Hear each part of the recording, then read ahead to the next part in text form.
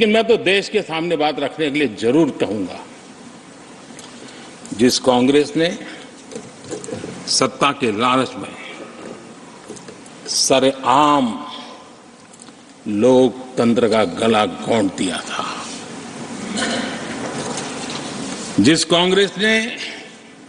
दर्जनों बार लोकतांत्रिक तरीके से चुन करके आई सरकारों को रातों रात भंग कर दी थी, बर्खास्त कर दिया, जिस कांग्रेस ने देश की संविधान लोकतंत्र की मर्यादा को जेल के सलाखों के पीछे बंद कर दिया था, जिस कांग्रेस ने अखबारों पर ताले लगाने तक की कोशिश की थी, आवाज, जो कांग्रेस देश को तोड़ने के नैरेटिव घड़ना का नया शौक उनको पैदा हुआ, इतना तोड़ा कम नहीं है, अब उत्तर दक्षिण को तोड़ने के लिए बयान दिए जा रहे हैं।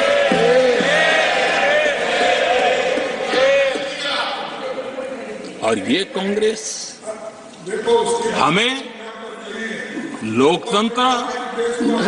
और फेडरलिज्म उस पर प्रवचन दे रही है। आदरणीय सभापति जी, जिस कांग्रेस ने नथिंग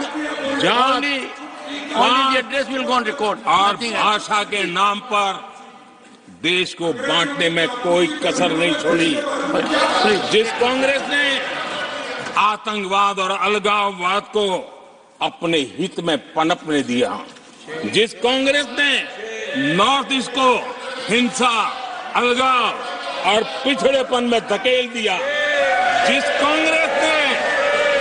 कांग्रेस के राज में नक्सलवाद के लिए देश के लिए एक बहुत बड़ी चुनौती बनाकर के छोड़ दिया, जिस कांग्रेस ने देश की बहुत बड़ी जमीन दुश्मनों के हवाले कर दी, जिस कांग्रेस ने देश की सेनाओं का आधुनिकीकरण होने से रोक दिया, वो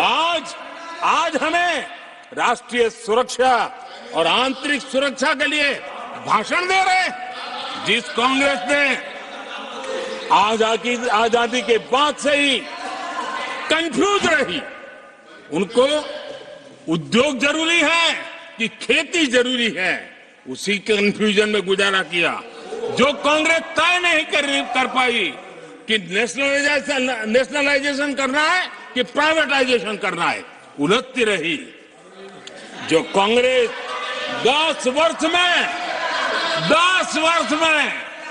12 नंबर से 11 नंबर पर आर्थिक व्यवस्था ले आ पाई, 10 साल में 12 से 11 नंबर, और आप 12 से 11 आने में बहुत मेहनत नहीं पड़ती है, जैसे जैसे आगे बढ़ते हैं तो मेहनत और बढ़ती है। हम 10 साल में 5 नंबर पे ले आए, और ये कांग्रेस हमें यहां आर्थिक नीतियों पर लंबे लंबे भाषण सुना रही है। आदरणीय सभापति जी, जिस कांग्रेस ने ओबीसी को पूरी तरह आरक्षण नहीं दिया, जिसने सामान्य वर्ग के गरीबों को कभी आरक्षण नहीं दिया, जिसने बाबा साहब के बजाय बाबा साहब को भारत रत्न देने योग्य नहीं माना, अपने ही परिवार को भारत रत्न देते रहे, जिस कांग्रेस ने देश की गली सड़कों चौक चौराहे पर अपने ही परिवार के नाम के पाठ जड़ दिए हैं, वो हमें उपदेश दे रहे हैं, वो हमें सामाजिक न्याय के पाठ पढ़ा रहे हैं। आदरणीय सभापति जी, जिस कांग्रेस के अपने नेता की कोई गारंटी नहीं है,